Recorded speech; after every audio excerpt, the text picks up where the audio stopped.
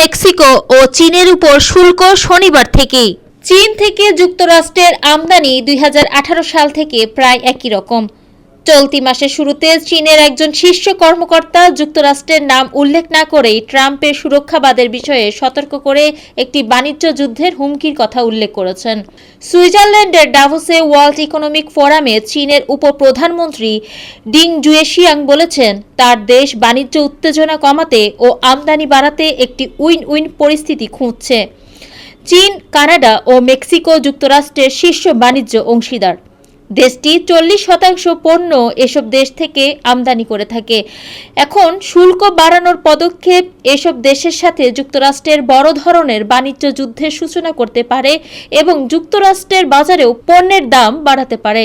কানাডার প্রধানমন্ত্রী Justin Trudeau শুক্রবার বলেছেন, ট্রাম্প যদি আরও অগ্রসর হন আমরাও পদক্ষেপ নিব। কানাডা ও মেক্সিকো ইতিমধ্যেই বলেছে যে তারা যুক্তরাষ্ট্রের শুল্ক আরোপের পাল্টা পদক্ষেপ নিবে।